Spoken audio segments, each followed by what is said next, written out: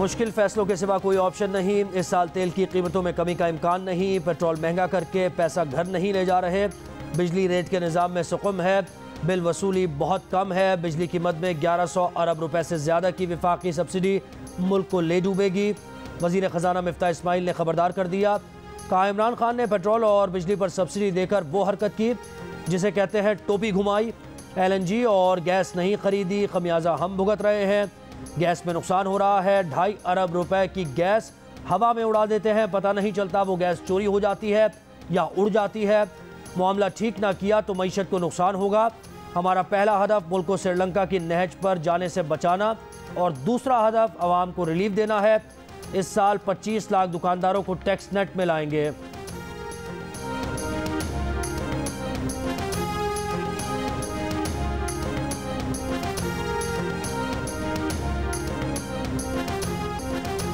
पुराना मंत्रा पुराना पाकिस्तान। तहरीक इंसाफ ने इत्तेहादी हुकूमत का पेश करदा बजट मुस्तरद कर दिया। साबिक वजीर खजाना शौकत तरीन ने कहा, हुकूमत ने वही पुराने पाकिस्तान वाले फॉर्मूले चला दिए, जबकि उन्होंने बतौर वजीर खजाना टैक्स इकट्ठे करने के लिए 5 नए तरीके मुतारिफ करवाए थे। ये हुकूमत फिर वही पुराने पाकिस्तान वाली डगर पर चल पड़ी। हुकूमत जुलाई में पेट्रोल पर 35 रुपए लेवी बढ़ाएगी, जिससे महंगाई का नया तूफान आएगा। बिजली और गैस की कीमतें बढ़ेंगी तो महंगाई 25 से 30% पर चली जाएगी। इंडस्ट्री की मराहत खत्म करके गलती की, इससे बेरोजगारी बढ़ेगी। उमर अयूब ने कहा, जुलाई में पेट्रोल 300 से 310 रुपए तक जाएगा। बिजली 39 रुपए फी यूनिट हो जाएगी।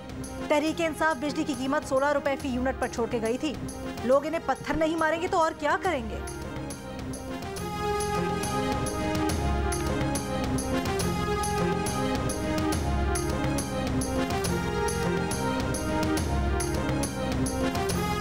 सीमेंट की कीमत में इजाफे का सिलसिला रुक ना सका। सीमेंट की 50 किलो की बोरी की कीमत 1100 रुपए तक पहुंच गई। 3 माह में सीमेंट की एक बोरी की कीमत में 400 रुपए का इजाफा हो चुका।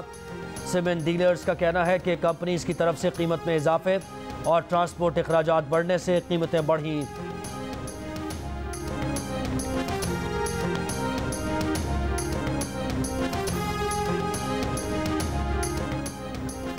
एक हफ्ते के दौरान ब्रांडेड घी फी किलो 28 रुपए, कुकिंग ऑयल फी लीटर 37 रुपए किलो तक महंगा हुआ।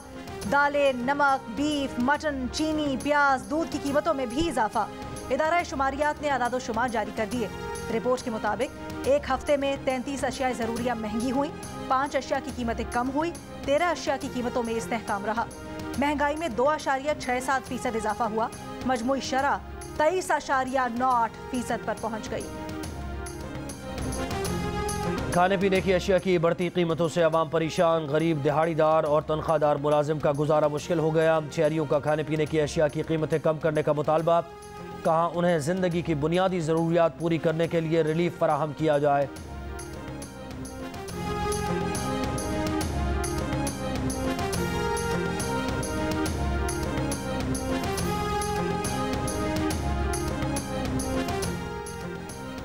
मनी लॉन्ड्रिंग केस में शहबाज शरीफ लाहौर की खुसूसी अदालत में पेश। रोस्ट्रम पर आकर अदालत को बताया कि वो ना तो शुगर मिल्स के डायरेक्टर हैं, ना ही मालिक हैं, ना ही शेयर होल्डर। आशियाना और रमजान शुगर मिल्स में कोई शेयर्स नहीं। मनी लॉन्ड्रिंग या करप्शन करके मुंह काला करना होता तो मैं खानदान की मिल्स को नुकसान क्यों पहुंचाता। तमाम चीजें FIA को बताई तो FIA खामोश हो गया। बाद में झूठा मुकदमा दर्ज कर दिया। नैब भी उनके खिलाफ सुप्रीम कोर्ट गया। अदालत ने सबूत मांगे तो नैब दुम दबाकर भाग गया। लाहौर की खुसूसी अदालत ने शहबाज शरीफ, हमजा शहबाज समेत तमाम मुल्जिमान की जमानत की तौसीक कर दी। 7 दिन में 10-10 लाख रुपए के मचल के जमा करवाने की हिदायत।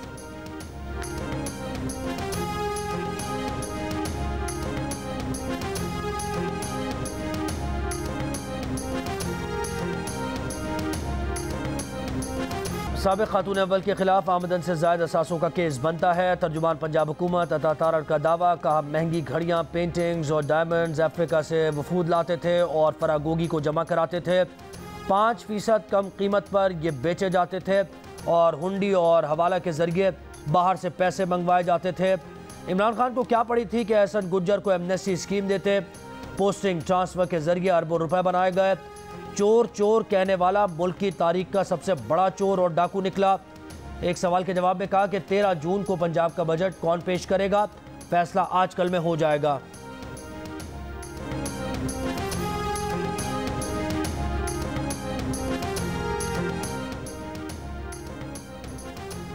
पीटीआई रहनुमा हमाद अजहर का हुकूमत पर जाली पर्चे बनाने का इल्जाम। पीटीआई रहनुमा से मुतल्लिक पुलिस की मुबैना फहरिस्त शेयर कर दी। फहरिस्त डीआईजी ऑपरेशंस के दफ्तर में मुरतब करने का दावा। कहा फिर जाली पर्चों का सिलसिला शुरू हो गया। मिफ्ता इस्माइल ने मईशत का मजाक बना दिया। राना सनाउल्लाह ने कानून का।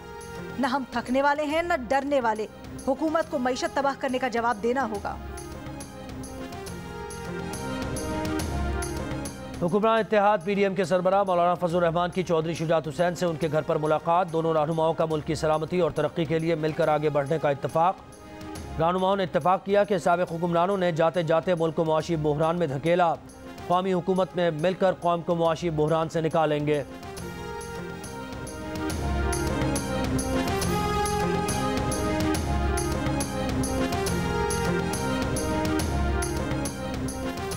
पंजाब असेंबली चौधरी परवेज इलाही का कहना है कि पंजाब के बजट इजलास की तैयारी करने वाले असेंबली स्टाफ को गिरफ्तार किया जा रहा है। ऐसे में बजट इजलास कैसे होगा। साबिक वजीर आला पंजाब उस्मान बुज़दार से मुलाकात में उन्होंने कहा, मुअज़्ज़ज़ अरकान असेंबली के खिलाफ दहशतगर्दी के पर्चे कटवाकर पार्लिमानी रिवायात पामाल की जा रही हैं।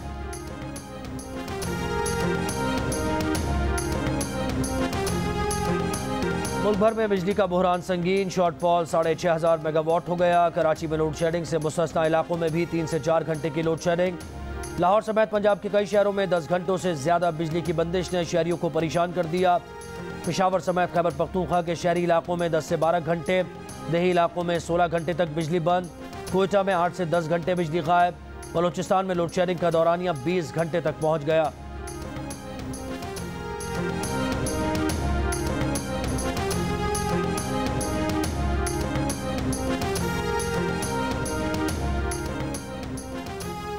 मुल्तान से कराची आने वाली खातून से ट्रेन में ज्यादती के केस में नया इंकशाफ। मुल्जिमान ने खातून से ज्यादती की वीडियो भी बनाई।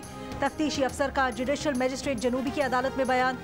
मुल्जिमान से मोबाइल फोन और वीडियो बरामद करने के लिए मजीद रिमांड मांग लिया। अदालत ने गिरफ्तार 5 मुल्जिमान की जिस्मानी रिमांड में 2 दिन की तौसीह कर दी। मुल्जिमान ने 28 मई को मुल्तान से कराची आने वाली खातून से इज्तमाई ज्यादती की थी। मुकदमा कराची के सिटी रेलवे थाने में दर्ज है। खातून 2 मुल्जिमान को शनाख्त कर चुकी है।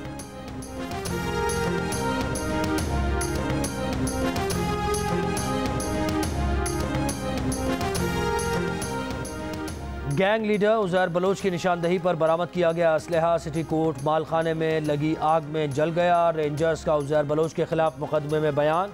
कहा असलहे में LMG, आवान बम, रॉकेट लॉन्चर, दस्ती बम और गोलियां शामिल थीं। फॉरेंसिक टेस्ट होना था, ताहम केस प्रॉपर्टी आग में जलकर तबाह हो गई। इंसदाद दहशतगर्दी अदालत ने मजीद गवाहों को अगली समाअत पर तलब कर लिया।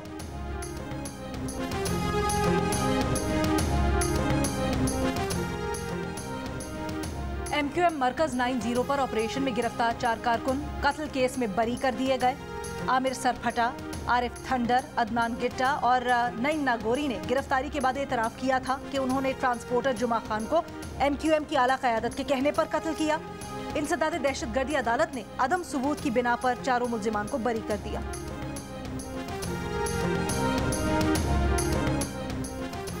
पंजाब का बजट पीर 13 जून को पेश किया जाएगा। वजारत खजाना के ज़राए के मुताबिक बजट का मजमूई हजूम 2700 अरब से ज़ायद होगा। कोई नया टैक्स नहीं लगाया जाएगा। मुलाजमीन की तनख्वाहों में 15 और पेंशन में 5% इजाफे की तजवीज़।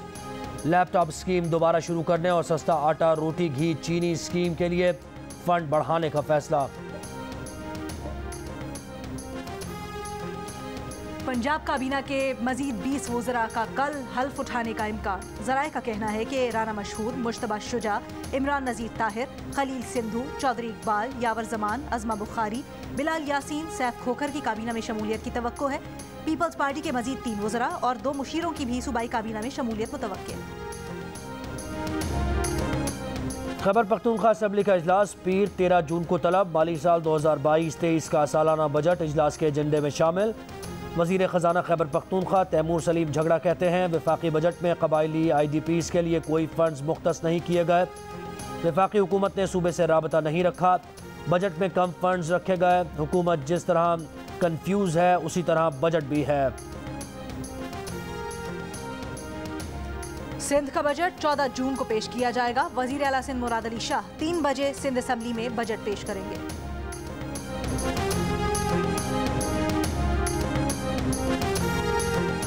स्पीकर कौमी असम्बली राजा परवेज अशरफ का वज़ीर आज़म की दरख्वास्त पर नामूस रिसालत सल्लल्लाहु अलैहि वसल्लम के मामले पर पीर को कौमी असम्बली इजलास में बहस कराने का फैसला। अपोजिशन को भी इजलास में शिरकत की दावत। कौमी असम्बली में करारदाद भी मंजूर की जाएगी जिसमें बीजेपी लीडर्स की मजम्मत की जाएगी।